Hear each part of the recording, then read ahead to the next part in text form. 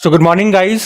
और आज गणेश चतुर्थी है, तो गणेश चतुर्थी की हार्दिक शुभकामनाएं। और कोई भी शुभ काम हम करते हैं तो गणेश जी को याद करके किया जाता है, उनका आह्वान करके किया जाता है। हमारे हिंदू धर्म में आपको पता है ऐसे ही है, चाहे मकान लो, शादी करो, गाड़ी लो, बंगला लो, कुछ भी लो। तो आज की हमारी पढ़ाई की शुरुआत उन्हीं को नमन करते हुए हम स्टार्ट करते हैं। गणपति बप्पा मोरिया। गणपति भगवान हम सभी को सद्बुद्धि प्रदान करें ताकि हम सभी सत्मार्ग पे चल सके। बाकी एग्जाम पास करना, अच्छे मार्क्स लेकर के आना वो अलग बात है, लेकिन सबसे पहले भगवान इतनी हमें बुद्धि दे कि हम जीवन भर किसी गलत मार्ग पे न जा सकें, कोई गलत कार्य न करें जिससे किसी को ठेस पहुंचे। इतनी हमें सोचने समझने की शक्ति हो कि क्या सही है क्या गलत है, ये फैसले हम खुद से ले सकें। कम से कम हमारे द्वारा किसी दूसरे का बुरा ना हो, ये बिल्कुल बेसिक चीज है। तो हे ईश्वर, हम सभी को, मुझे नहीं हम सभी को सद्बुद्धि प्रदान करें और हमारे अच्छे कार्यों में हमारा सारा साथ दें। तो इसी के साथ स्टार्ट करते हैं आज का सेशन। और सेशन इंपॉर्टेंट है, ध्यान से सुनिएगा। तो इस प्रश्न में क्या पूछ रहे हैं? तो इस प्रश्न में पूछ रहे हैं कि पेरिस पैरालंपिक 2024 में प्रवीण कुमार ने गोल्ड मेडल जीत लिया है, उनका संबंध किससे है? तो आंसर होगा हाई जंप। तो पेरिस पैरालंपिक 2024 में भारत ने एक और गोल्ड मेडल जीत लिया है। किसने जीता? प्रवीण कुमार ने जीता है। उन्होंने हाई जंप T64 कैटेगरी में एशियन रिकॉर्ड तोड़ दिया और गोल्ड मेडल जीत लिया। इस तरह से पेरिस पैरालंपिक 2024 में ये हमारा छठा गोल्ड है। देखो, T64 जो कैटेगरी है, इसमें वो एथलीट हिस्सा लेते हैं जिनके एक पैर के निचले हिस्से में मामूली रूप से मूवमेंट होता है या घुटने के नीचे एक या दोनों पैर नहीं होते। तो इस तरह से हाई जंप में भी हमारे पास एक और गोल्ड आ गया है। और हमने कहा एशियन रिकॉर्ड भी इन्होंने तोड़ दिया है। इन्होंने 2.08 मीटर की बेस्ट जंप के साथ ये जीता है। तो एक बार पहले मैं आपको 6 गोल्ड आ गए, तो 6 के 6 नाम बता देता हूँ। कौन गोल्ड लेकर के आए, उनका संबंध किस खेल से है। अवनी लखेरा सबसे पहले लेकर के आई थी शूटिंग में, नीतीश कुमार बैडमिंटन में, सुमित अंतिल भाला फेंक में, हरविंदर सिंह तीरंदाजी में, धर्मवीर क्लब थ्रो में, और अब ये प्रवीण कुमार हाई जंप में। और इस तरह से आज तक बात करेंगे तो 27 हमारे पास मेडल हो चुके हैं। लास्ट टाइम हमने बात करी थी 24 मेडल हमारे पास थे, 5 गोल्ड के साथ परसों के समय। और आज हम बात कर रहे हैं 27 मेडल हमारे पास हो गए हैं और 6 गोल्ड हैं। चलो एक बार मैं सारे नाम आपको रिवाइज करवा देता हूँ। कम से कम नाम और उनके खेल हम जरूर देख लेंगे कि उनका संबंध किस खेल से है और कौन सा मेडल उन्होंने जीता है, ये भी देख लेते हैं। अच्छा हाँ, एक बात और मैं बोल दूं, जो कल का लेक्चर मैंने लिया था उसमें कुछ शब्द मेरे मुंह से थोड़ा सा क्लियर नहीं निकल पा रहे थे, थोड़ा सा तुतलापन आ रहा था। और आज भी ये समस्या देखने को मिल सकती है। वो एक आध स्टूडेंट्स ने बोला शायद वो नए स्टूडेंट्स थे, तो ऐसा नहीं है। एक्चुअली मेरे जीभ में और थोड़ा आसपास छाले हो गए हैं फिर से, तो उस कारण से ये समस्या है, बोलने में बहुत कठिनाई हो रही है। तो जहाँ तक होता है मैं कोशिश कर रहा हूँ मैं सही से बोलूँ, लेकिन कुछ शब्द नहीं सही से निकल पाते हैं, तो थोड़ा सा तुतलापन आपको देखने को मिल सकता है। तो ये कारण है और कुछ नहीं है। फिर भी मैं पूरी कोशिश कर रहा हूँ कि मैं पूरे सही से शब्द बोलूँ। तो देखो, जैसे अवनी लखेरा हमने देखा इनका संबंध शूटिंग से है। Women's 10 metre air rifle category में गोल्ड जीता था और इसी कैटेगरी में मोना अग्रवाल ने ब्रोंज जीता है। प्रीति पाल, इन्होंने 2 मेडल जीते थे, एक तो 100 मीटर में और एक 200 मीटर में, दोनों में ब्रोंज लेकर के आई। मनीष नारवाल शूटिंग में सिल्वर लेकर के आए। रोबिना ये शूटिंग में ब्रोंज लेकर के आई थी। निषाद कुमार हमने देखा हाई जंप में सिल्वर लेकर के आए थे। योगेश कथुनिया ये डिस्कस थ्रो में सिल्वर लेकर के आए थे। नीतीश कुमार बैडमिंटन में गोल्ड जीता। तुलासिमाथी मुरुगसेन ये बैडमिंटन में थी। मनीषा रामदास बैडमिंटन में ये ब्रोंज लेकर के आई। सुहास यथिराज बैडमिंटन में सिल्वर लाए। और शीतल देवी और राकेश कुमार की जोड़ी है, तीरंदाजी में ब्रोंज लेकर के आए। सुमित अंतिल हमने देखा जेवलिन थ्रो भाला फेंक में गोल्ड लेकर के आए। नित्या सिवान ये बैडमिंटन में ब्रोंज जीता इन्होंने। दीप्ति जीवांजी 4 मीटर की दौड़ में ये ब्रोंज लेकर के आई। मरियप्पन थंगावेलु हाई जंप में ब्रोंज जीता। शरद कुमार हाई जंप में सिल्वर जीता। अजीत सिंह जेवलिन थ्रो भाला फेंक में सिल्वर जीता। सुंदर सिंह गुर्जर भाला फेंक में ब्रोंज जीता। सचिन खिलारी शॉट पुट में सिल्वर जीता। हरविंदर सिंह हमने देखा तीरंदाजी में गोल्ड लेकर के आए। धर्मवीर मेंस क्लब थ्रो में गोल्ड जीता। और प्रणव सूरमा क्लब थ्रो में सिल्वर जीता। यहाँ तक हमने देख लिए थे परसों। ये 3 नाम और हैं। कपिल परमार जूडो में ब्रोंज लेकर के आए। प्रवीण कुमार हमने आज देखा हाई जंप में गोल्ड लेकर के आए। और होकाटो सीमा ये शॉटपुट में ब्रोंज लेकर के आए। तो इस तरह से 27 खिलाड़ियों के नाम हमने देख लिए, उनका संबंध किस खेल से है। और बार बार जब भी ये प्रश्न मैं आपको कराता हूँ, ये सारे खिलाड़ी स्टार्टिंग से मैं आपको रिवाइज कराता हूँ ताकि हमें ये तो पता चल सके कि ये खिलाड़ी का संबंध इस खेल से है। और जो गोल्ड वाले हैं वो तो आपको याद रखना ही है। और इस बार के पेरिस पैरालंपिक से याद रखना कौन सा एडिशन है, 17वां एडिशन है। भारत के 84 एथलीट इसमें हिस्सा ले रहे हैं 12 खेलों में। ये भी 8 सितंबर तक चलेगा। और इसके उद्घाटन समारोह में भारतीय ध्वजवाहक ओपनिंग सेरेमनी में हमारे फ्लैग बियरर 2 जने हैं, सुमित अंतिल जिनका संबंध भाला फेंक से है और भाग्यश्री जाधव शॉटपुट से है इनका संबंध। शेफ द मिशन कौन है, सत्य प्रकाश सांगवान है। ये पॉइंट भी ध्यान में रखना। अगला प्रश्न देखते हैं। फिर अगले प्रश्न में पूछ रहे हैं, अभी हाल ही में पहले अंतर्राष्ट्रीय सौर महोत्सव का आयोजन ये कहाँ पे हुआ है? तो आंसर होगा नई दिल्ली में। तो अंतर्राष्ट्रीय सौर महोत्सव ये पहली बार हुआ है, इसलिए प्रश्न इंपॉर्टेंट है। 5 और 6 सितंबर 2024 को हुआ। कहाँ पे? नई दिल्ली में भारत मंडपम में। किसने आयोजन किया? इंटरनेशनल सोलर अलायंस ने। और इसको आयोजन करने का उद्देश्य सोलर एनर्जी को बढ़ावा देना और न्यू टेक्नोलॉजीज को डेवलप करना सोलर एनर्जी के क्षेत्र में। इंटरनेशनल सोलर अलायंस की बात करें तो इसकी स्थापना 2015 में की गई थी, COP21 में, जो पेरिस में हुआ था। किसके द्वारा? भारत और फ्रांस के द्वारा। और इसका हेडक्वार्टर गुरुग्राम हरियाणा में है। Director general doctor Ajay Mathur हैं। और अभी हमने पढ़ा था इसी साल, और हमने पढ़ा था इस साल कुछ समय पहले ही कि इंटरनेशनल सोलर अलायंस का 100वां पूर्ण सदस्य देश कौन सा बन गया है? तो आंसर होगा पराग्वे बन गया है। अब यहाँ पे सौर यानी कि सोलर से संबंधित बहुत सारे हमने प्रश्न पढ़े हैं करंट अफेयर्स में। वो सारे जो भी इंपॉर्टेंट है वो एक साथ मैं आपको रिवाइज करा रहा हूँ, ध्यान से सुनिएगा, सारे इंपॉर्टेंट है। जैसे कि अगर आपसे पूछे भारत का पहला सौर ऊर्जा संचालित गाँव कौन सा है? गुजरात का मोढेरा गाँव। अभी महाराष्ट्र का पहला सोलर विलेज कौन सा बना था? मान्यचिवाड़ी, सतारा जिले में। दिल्ली एयरपोर्ट ये बना था पूरी तरह से हाइड्रो और सौर ऊर्जा से चलने वाला भारत का पहला एयरपोर्ट। देश के पहले सोलर रूफटॉप सिस्टम का उद्घाटन किया गया गांधीनगर, गुजरात में। दुनिया का सबसे बड़ा फ्लोटिंग सोलर पावर प्लांट बनेगा मध्य प्रदेश के खंडवा जिले में, नर्मदा नदी पर ओमकारेश्वर बांध पे। धीरे धीरे बनेगा, अभी 90 मेगावाट कैपेसिटी का ये शुरू हुआ और इस तरह से ये नॉर्थ इंडिया का सबसे बड़ा बन गया है 13वां solar power plant, floating solar power plant. ये भी कुछ दिन पहले ही हमने पढ़ा था। देश का पहला सोलर सिटी ये सांची मध्य प्रदेश है। और जो दमन दीव है उसमें जो दीव है वो दिन के दौरान पूरी तरह से सौर ऊर्जा से चलने वाला भारत का पहला शहर बना था। भारत की पहली ग्रीन सोलर पावर फैक्ट्री बनेगी उत्तराखंड में, ल्यूमिनस पावर टेक्नोलॉजी बनाएगा। प्रधानमंत्री कुसुम योजना ये मार्च 2019 में शुरू की गई थी। भारत का पहला सोलर साइकिलिंग ट्रैक बनेगा हैदराबाद में, जिसकी लंबाई 23 किलोमीटर है। दुनिया का पहला पूरी तरह से सौर ऊर्जा से चलने वाला हवाई अड्डा ये कोचीन इंटरनेशनल एयरपोर्ट है। और प्रधानमंत्री सूर्य घर मुफ्त बिजली योजना ये इस साल 15 फरवरी को शुरू हुई थी। दुनिया का पहला फ्लेक्सिबल सोलर पैनल ये बनाया है ऑक्सफोर्ड यूनिवर्सिटी ने, ये हमने पढ़ा कुछ दिन पहले ही। और अभी हमने पढ़ा दुनिया का सबसे पुराना सौर कैलेंडर ये कहाँ पे खोजा गया है? तो आंसर होगा टर्की में। तो इस तरह से सोलर से संबंधित ये कुछ प्रश्न हमने देखे थे, वो एक साथ हमने यहाँ पे रिवाइज कर लिए, इनको ध्यान में रखना। अगला प्रश्न देखते हैं। फिर अगला प्रश्न देखते हैं क्या है। एक्सरसाइज वाला प्रश्न है कि सितंबर 2024 में भारत और किस देश के बीच में युद्ध अभ्यास, इस एक्सरसाइज का नाम ही युद्ध अभ्यास है, इसका आयोजन किया गया? तो अमेरिका आंसर होगा। तो एक्सरसाइज का नाम है युद्ध अभ्यास एक्सरसाइज, भारत और अमेरिका के बीच में हुआ ये। 9 सितंबर को अभी शुरू हुआ जो कि 24 सितंबर तक चलेगा। इस बार इसका ये 20वां संस्करण है। और कहाँ पे हुआ? राजस्थान के महाजन फील्ड फायरिंग रेंज में। तो ये तो इस एक्सरसाइज की सारी बातें हमने कर ली है, कौन सा एक्सरसाइज है, किसके बीच हुआ, कहाँ पे हुआ, कौन सा एडिशन है। और कल भी हमने एक एक्सरसाइज का प्रश्न पढ़ा था। तो चलो आज एक काम करते हैं, 2024 के जितने भी इंपॉर्टेंट एक्सरसाइज हमने पढ़े हैं वो सारे मैं आपको रिवाइज करवा देता हूँ, क्योंकि कल मैंने आपको रिवाइज नहीं करवाया था। तो जो नए स्टूडेंट्स हैं वो बिल्कुल ध्यान से सुनना, जनवरी से ही सारे इंपॉर्टेंट एक्सरसाइज हम रिवाइज करेंगे। और जो हमारे ओल्ड स्टूडेंट्स हैं वो मेरे साथ साथ बोलते हुए चलना, ताकि आपका रिवीजन होता चले, आपको याद होते चले ये चीजें।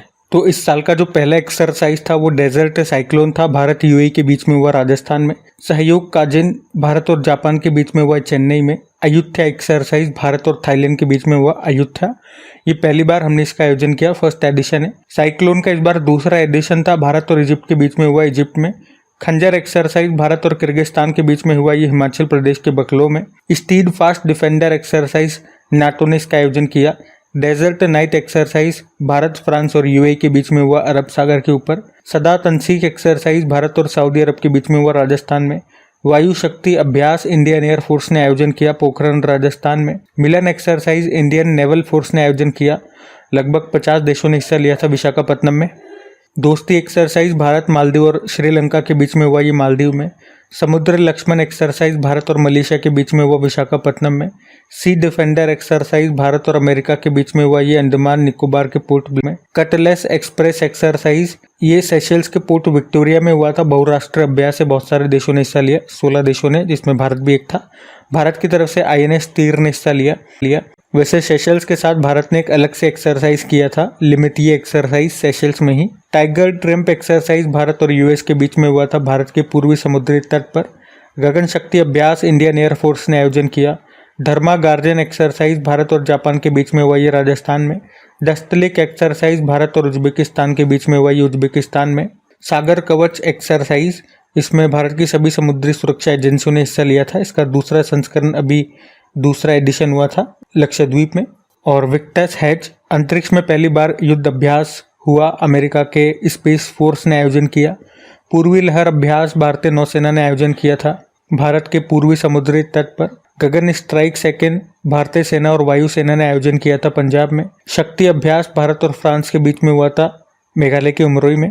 तारकश अभ्यास भारत और अमेरिका के बीच में हुआ ये पश्चिम बंगाल के कोलकाता में। रेड फ्लैग एक्सरसाइज ये बहुराष्ट्रीय अभ्यास है, भारत ने भी हिस्सा लिया था, अमेरिका ने आयोजन किया अमेरिका के अलास्का में। रिम्पैक एक्सरसाइज ये भी बहुराष्ट्रीय अभ्यास है, भारत ने हिस्सा लिया अमेरिका के हवाई में। यहाँ पे भारत की तरफ से INS शिवालिक ने हिस्सा लिया था। और जिमेक्स एक्सरसाइज भारत और जापान के बीच में हुआ ये जापान में। तरंग शक्ति अभ्यास इंडियन एयरफोर्स ने आयोजन किया, तमिलनाडु और राजस्थान में हुआ ये। हॉपेक्स अभ्यास भारत और मिस्र यानी कि इजिप्ट के बीच में हुआ ये इजिप्ट में ही। मैत्री अभ्यास भारत और थाईलैंड के बीच में हुआ थाईलैंड में। उदार शक्ति अभ्यास भारत और मलेशिया के बीच में हुआ मलेशिया में। मित्र शक्ति अभ्यास भारत और श्रीलंका के बीच में हुआ श्रीलंका में। पर्वत प्रहार अभ्यास ये भारतीय सेना ने इसका आयोजन किया लद्दाख में। ये प्रश्न भी इस एग्जाम में पूछा गया था।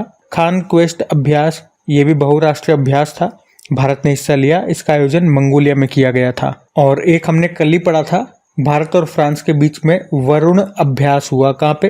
भूमध्य सागर में। तो ये जनवरी से लेके अभी तक जो भी इंपॉर्टेंट एक्सरसाइज थे वो सारे मैंने एक बार फिर से आपको रिवाइज करा दिया। अब भी एक्सरसाइज का प्रश्न आता है, हर बार मैं आपको रिवाइज कराता हूँ। बार बार रिवीजन कराने से कम चीजें आपको यहीं पे याद हो जाएंगी, और एक बार याद हो जाए तो बस वो आप भूलो ना, इसलिए मैं आपको रिवाइज कराता रहता हूँ। और हाँ, जो नए स्टूडेंट्स हैं उन्हें बता दूं, इन सभी का PDF आपको मिल जाएगा। जो भी क्वेश्चन हम पढ़ रहे हैं, जो भी एक्स्ट्रा शीट में यहाँ पे लगा करके दे रहा हूँ रिवीजन के लिए, वो सब आपको PDF में मिल जाएगी, वो भी बिल्कुल फ्री में। अब PDF कहाँ मिलेगी? अपने टेलीग्राम चैनल पे, जिसका लिंक आपको नीचे डिस्क्रिप्शन बॉक्स में मिल जाएगा। तो वहां जा करके एक ज्वाइन का बटन होगा, उसको ज्वाइन कर लीजिएगा, ताकि जब भी PDF या वीडियो अपलोड होता है तो उसका नोटिफिकेशन सबसे पहले आपको मिल सके। और सेशन पसंद आए तो प्लीज़ वीडियो को लाइक ज़रूर कीजिएगा और दोस्तों के साथ में एक बार शेयर ज़रूर कर देना। चलो फिर इस अगला प्रश्न देखते हैं। फिर अगले प्रश्न में आपसे पूछ रहे हैं, अभी हाल ही में सुपर टाइफून यागी ने किस देश में तबाही मचाई? तो आंसर होगा चाइना। तो इस टाइफून का नाम है यागी, और ये एक सुपर टाइफून है, यानी कि बहुत शक्तिशाली टाइफून है। और अभी इसने दक्षिणी चीन में काफ़ी तबाही मचाई है। इसके कारण भारी बारिश और तेज हवाएं चल रही है। हवाएं भी इतनी तेज 250 किलोमीटर प्रति घंटे की रफ्तार से हवाएं चल रही है, और ये चाइना के ग्वांगडोंग और हेनान प्रांत को प्रभावित कर रहा है। और ऐसा कहा जा रहा है इस साल का ये दूसरा सबसे शक्तिशाली टाइफून है। यागी ये एक जापानी शब्द है, इसका अर्थ होता है बकरी। और इससे पहले इसी टाइफून ने फिलीपींस में भी तबाही मचाई थी, लेकिन अभी ये उससे ज़्यादा शक्तिशाली हो गया है और ये दक्षिण चीन की ओर बढ़ा है। तो सिंपल सा हमें तो याद रखना है, ये टाइफून का नाम दे देंगे यागी है। कहाँ पे तबाही मचाई? चाइना में। अच्छा, इस साल कौन कौन से भी तूफान चक्रवात हमने देखे वो भी मैं आपको रिवाइज कराता हूँ, और 2023 के भी कुछ इंपॉर्टेंट हैं वो भी मैं आपको रिवाइज कराता हूँ। तो एक अभी शानशान नाम का चक्रवात हमने देखा था, जापान में आया था, और जापान में ही अभी एम्पिल नाम का चक्रवात भी आया। अल्वारो ये 2024 का पहला चक्रवात है, मेडागास्कर से टकराया था। रेमल ये बंगाल की खाड़ी में आया और इसका नाम ओमान ने रखा था, इसका अर्थ होता है रेत। इसी तरह से अभी कुछ दिन पहले ही हमने असना के बारे में पढ़ा था, अरब सागर में आया। इसका नाम पाकिस्तान ने रखा था और इसका मतलब होता है स्वीकार करना या प्रशंसा करने योग्य। ये 2024 के हैं। कुछ 2023 के भी मैं आपको रिवाइज कर रहा हूँ जो आपने पढ़े होंगे। जैस्पर ये ऑस्ट्रेलिया में आया था। मिचांग बंगाल की खाड़ी में आया था, म्यांमार ने नाम रखा। हैमून या हामून बंगाल की खाड़ी में आया था, ईरान ने नाम रखा था। तेज अरब सागर में आया, भारत ने नाम रखा। बिपरजॉय अरब सागर में आया, बांग्लादेश ने नाम रखा। और मोचा चक्रवात बंगाल की खाड़ी में आया था, यमन ने नाम रखा था। मुख्य रूप से ज़्यादातर चक्रवात अगर आप देखोगे अरब सागर और बंगाल की खाड़ी में, तो ज़्यादातर बंगाल की खाड़ी से उठते हैं। लेकिन इस बार ये असना वाला याद रखना, क्योंकि बहुत सालों के बाद ये अगस्त के महीने में आया। अगस्त के महीने में ज़्यादातर चक्रवात नहीं उठते अरब सागर से, लेकिन इस बार आया तो कुछ अलग हटके इसमें बात है, तो ये ध्यान रखना, एग्जामिनर पूछ सकता है। और इसका नाम किसने रखा? पाकिस्तान ने। अगला प्रश्न देखते हैं अभी। फिर अगले प्रश्न में पूछ रहे हैं, अभी हाल ही में चर्चा में रहा FWD-200B क्या है? तो ये एक बम वर्षक मानव रहित विमान है। मानव रहित विमान मतलब ड्रोन है। और अगर आप रेगुलर क्रेक एग्जाम चैनल पे करंट अफेयर्स पढ़ते होंगे तो ये क्वेश्चन हमने पढ़ा था, आपको याद आना चाहिए। ये मेरे ख्याल से मई के महीने में मैंने आपको बताया था, जब हमने ये पढ़ा था कि इसको लॉन्च किया जाएगा। और अभी फाइनली इसको लॉन्च कर दिया गया, इसकी सफलतापूर्वक टेस्टिंग कर ली गई है। तो याद रखना सबसे पहले तो कि FWD-200B क्या है। ये भारत का पहला स्वदेशी बम वर्षक मानव रहित विमान है, यानी कि ड्रोन है। इसे बनाया किसने? बंगलुरु की एक फ्लाइंग वेज डिफेंस कंपनी ने। तो FWD, इसी से इसका नाम दिया गया FWD। इसका उद्देश्य क्या है बनाने का? तो महंगे बम वर्षक ड्रोन जो हम दूसरे देशों से खरीदते हैं, उन पर भारत की निर्भरता को खत्म करना। और वैसे भी वो हमें बहुत महंगे पड़ते हैं। जैसे कि अगर अमेरिका में कोई ड्रोन इस तरह का खरीद रहे हैं तो वो हमें 200-250 करोड़ रुपए का पड़ता है, और ये हमें 25 करोड़ के आसपास का पड़ जाएगा। तो कॉस्ट इफेक्टिव भी है, स्वदेशी है। इसकी स्पीड बताई जा रही है 200 से लेकर 370 किलोमीटर प्रति घंटा होगी, और इसकी पेलोड क्षमता 100 किलोग्राम है। और जैसा कि हमने कहा, अभी इसे सफलतापूर्वक लॉन्च कर दिया गया है, सफल टेस्टिंग कर ली गई है। अच्छा, अभी ही क्यों लॉन्च किया गया? क्योंकि इसका भी कुछ कारण है। अभी तुर्की ने भारत को जो उसका एक बायर कटर ड्रोन है उसको बेचने से मना कर दिया, और जो हम अमेरिका से प्रीडेटर ड्रोन खरीदना चाह रहे हैं उस सौदे में भी लंबी देरी हो रही है। इस कारण से इन्होंने इसको अभी लॉन्च कर दिया है। तो बाकी तो सारी बातें मैंने आपको बता दी है, लेकिन एक लाइन में अगर आपको क्या याद रखना है ये बोलूँ तो ये याद रखना, पूछेगा सिंपल सा कि FWD-200B है क्या? तो बम वर्षक ड्रोन है ये। अच्छा, इसी तरह से कुछ नाम मैं आपको बता रहा हूँ जो हमारे न्यूज़ में रहे थे, तो यहाँ से भी प्रश्न बन जाते हैं आजकल। नाम दे देता है, बोलता है बताओ क्या है ये भी न्यूज़ में रहा था, तो आपने पढ़ा होगा ध्यान से तो बता दोगे। एक बार वही सारी चीज़ें मैं आपको रिवाइज कराता हूँ। जैसे कि अगर पूछे समुद्र प्रताप क्या है, ये तो अभी हमने पढ़ा था कुछ दिन पहले, आपको याद होगा। भारत का पहला प्रदूषण नियंत्रण पोत है, इसको गोवा शिपयार्ड लिमिटेड ने बनाया है भारतीय तटरक्षक बल के लिए। आदित्य क्या है? भारत की पहली सौर ऊर्जा से चलने वाली नाव है, केरल में इसको लॉन्च किया गया था। भीष्म क्या है? पोर्टेबल हॉस्पिटल है, अभी यूक्रेन को भी दिया था मोदी जी ने, आपको याद होगा जब वहां गए थे। गौरव क्या है? लॉन्ग रेंज ग्लाइड बॉम्ब है। नागास्त्र 1 आत्मघाती ड्रोन है। उग्रम स्वदेशी असॉल्ट राइफल है। अरुधरा क्या है? मध्यम शक्ति रडार है। विभव क्या है? स्वदेशी स्वनिष्क्रिय एंटी टैंक माइन है। जेलैंडिया या 8वां महाद्वीप है, न्यूजीलैंड इसी का हिस्सा है। नभ मित्र, इसरो ने एक डिवाइस बनाया था मछुआरों के लिए। प्रबल, भारत की पहली लंबी दूरी की रिवॉल्वर है। निराक्षी क्या है? पानी के नीचे बारूदी सुरंगों को पता लगाने वाली पनडुब्बी है। लीसा क्या है? ओडिशा ने भारत की पहली क्षेत्रीय AI न्यूज एंकर लॉन्च किया था, उसी का नाम लीसा रखा था। अभी SIG 716 के बारे में हमने पढ़ा था, ये असॉल्ट राइफल है और भारत ये खरीद रहा है अमेरिका से। और जो उग्रम है, जो हमने ऊपर देखा उग्रम, ये स्वदेशी असॉल्ट राइफल है, हमने खुद ने बनाई है। इसके अलावा सर्वत्र ये मोबाइल ब्रिज सिस्टम है। समर क्या है? एयर डिफेंस सिस्टम है, इसमें आकाश मिसाइल लगी हुई है। और वसारोद अगर पूछे तो ये कम दूरी का हमारा एयर डिफेंस सिस्टम है। तो अभी तक जितने भी करंट अफेयर्स आपने पढ़े होंगे मुख्य रूप से डिफेंस से संबंधित, तो इस तरह के शब्दावली आपने सुनी होगी, और ये टर्मिनोलॉजीज ही एग्जाम में पूछी जाती है। जैसे 2-3 प्रश्न तो यहाँ से एग्जाम में आ चुके हैं, जैसे कि एक तो उग्रम आ गया, शायद नागास्त्र 1 आ गया है, और एक आध प्रश्न और आए हैं, ये एग्जाम में पूछे जा चुके हैं। तो इनको ध्यान रखना, मैं आपको ऐसे ही रिवाइज करवाता हूँ ताकि एक साथ सारी चीज़ें आपको एक ही जगह पे मिल जाए, और वो एक जगह है क्रेक एग्जाम। बस इसे आप लोगों का सपोर्ट नहीं मिल पा रहा अच्छे से, तो प्लीज़ वीडियो को अपने दोस्तों तक ज़रूर पहुँचाइएगा। ये मेरे आपसे एक बार फिर से रिक्वेस्ट है। चलो अभी अगला प्रश्न देखते हैं। फिर अगले प्रश्न में पूछ रहे हैं, अभी हाल ही में इंग्लिश चैनल को पार करने वाले सबसे उम्रदराज भारतीय कौन बन गए हैं? तो आंसर होगा सिद्धार्थ अग्रवाल। तो सिद्धार्थ अग्रवाल ये बेंगलुरु के हैं, इनकी उम्र 49 ईयर है और अभी इंग्लिश चैनल को पार करने वाले वो सबसे उम्रदराज भारतीय तैराक बन गए हैं। उन्होंने 42 किलोमीटर की दूरी को 15 घंटों में तय किया। 15 घंटे कुछ 6 मिनट का समय इन्होंने लिया है। और अगर इंग्लिश चैनल की बात करें तो ये अटलांटिक महासागर की एक ब्रांच है जो कि दक्षिणी इंग्लैंड को उत्तरी फ्रांस से जोड़ता है। अच्छा, अभी कुछ दिन पहले ही हमने पढ़ा था, अभी मुंबई की एक 16 वर्षीय है बच्ची GR राय उनका नाम है, और इंग्लिश चैनल को पार करने वाली वो दुनिया की सबसे कम उम्र की और सबसे तेज पैरा तैराक बन गई है। अभी जुलाई के महीने में ही हमने पढ़ा था। उसके अलावा 2-4 नाम मैं आपको और बताऊं, जैसे कि इंग्लिश चैनल को पार करने वाले पहले भारतीय मिहिर सेन हैं, 1958 में पार किया। और पहली भारतीय महिला पूछोगे तो उनके 1 साल बाद ही इन्होंने पार कर लिया, नाम आरती साहा है।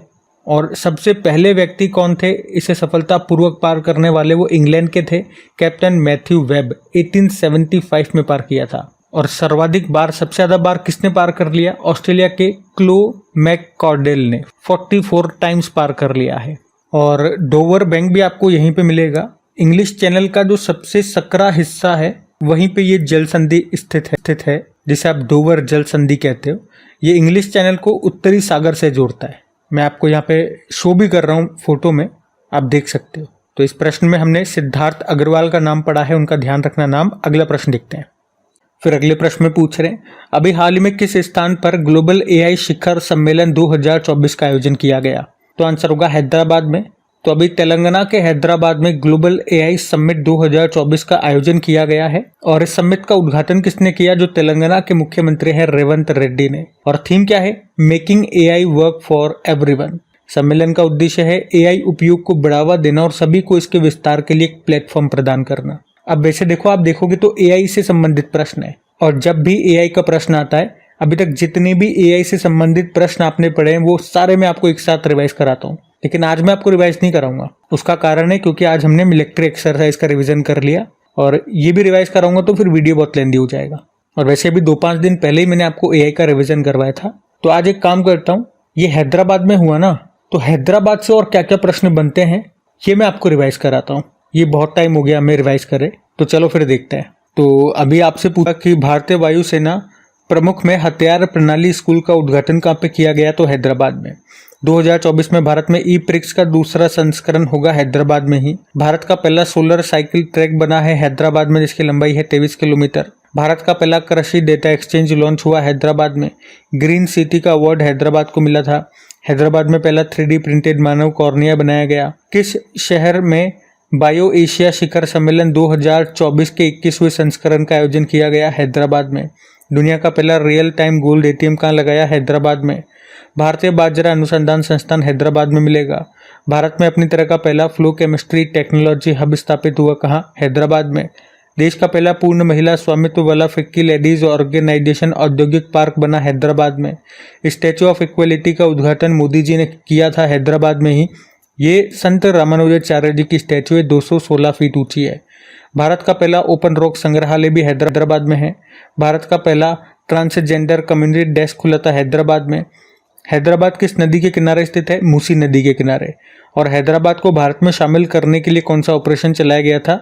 ऑपरेशन पोलो। अब हैदराबाद से एक प्रश्न मैं आपसे पूछता हूँ कि अभी टाइम्स पत्रिका 2024 के विश्व के सबसे महानतम स्थानों की सूची में 3 भारतीय स्थानों को शामिल किया गया था, उसमें से एक हैदराबाद का भी है। वो स्थान कौन सा है ये आप बताएंगे। और प्रश्न में हमने देखा था कि ग्लोबल AI शिखर सम्मेलन अभी हैदराबाद में हुआ, और अभी वर्ल्ड लेवल पे एक दूसरा समिट AI के ऊपर एक दूसरा समिट हुआ था, वो कहाँ पे हुआ था ये आपको बताना है।